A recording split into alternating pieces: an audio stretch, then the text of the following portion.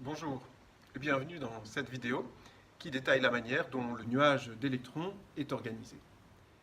Pour éviter de faire une vidéo trop longue, je dis les choses de manière assez condensée, et si tout n'est pas compris du premier coup, ça vient certainement de ça. Donc il ne faut pas hésiter à revisionner encore et encore les parties que vous n'avez pas bien comprises. Me faire répéter ne vous demande qu'un ou deux clics, donc n'hésitez pas. Et n'hésitez pas non plus à me demander de reformuler en classe si plusieurs écoutes n'ont pas suffi. Alors, commençons. On a vu que les électrons en mouvement autour du noyau se déplacent très vite et aussi que leurs trajectoires ne sont pas du tout de jolis cercles.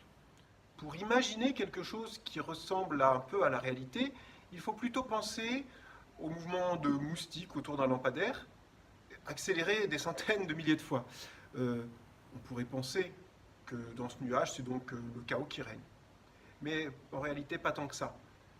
En effet, à certaines distances du noyau, on trouve facilement des électrons, alors qu'à d'autres distances, ils se font particulièrement rares.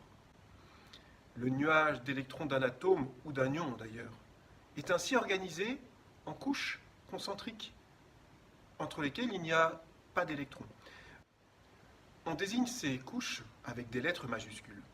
Grand K pour celle qui est la plus proche du noyau, puis grand L, grand M, grand N, grand O, etc. Et l'organisation du nuage ne s'arrête pas là. Une couche ne peut accueillir qu'un nombre maximal d'électrons, et de plus elle ne les accueille que si chaque couche plus à l'intérieur accueille déjà, elle, son nombre maximal d'électrons.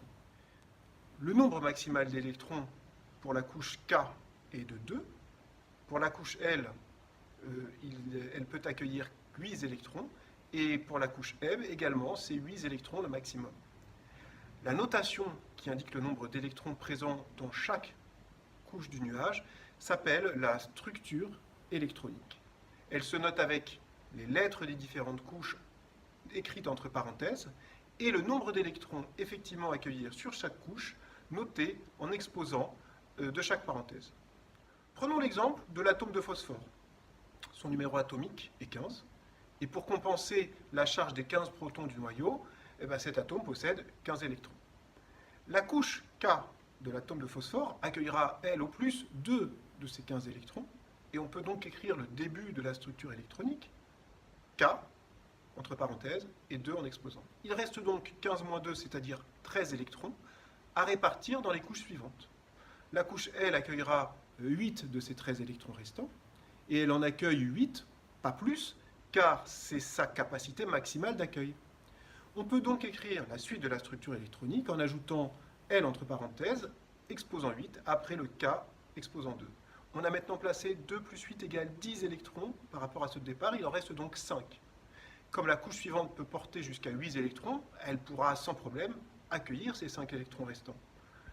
On termine alors l'écriture de la structure électronique avec M5 derrière le K2 et le M8, et on obtient finalement la structure électronique suivante pour l'atome de phosphore, K2, L8, M5.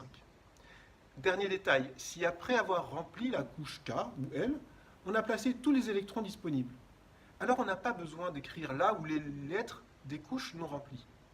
Ainsi, la structure électronique de l'hydrogène s'écrit K1 et non KL0, M0, et celle du bord, qui a 4 électrons, s'écrit K2L2 plutôt que K2L2M0.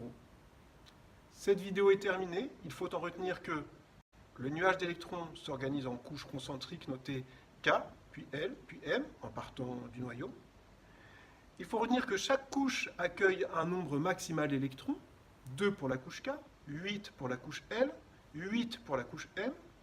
Et pour finir, il faut retenir que pour commencer à remplir une couche, il faut avoir complètement rempli toutes les précédentes. Voilà, je vous dis à bientôt pour la prochaine vidéo du chapitre, qui sera la dernière et qui parlera du lien entre la structure électronique et la classification périodique des éléments. À bientôt!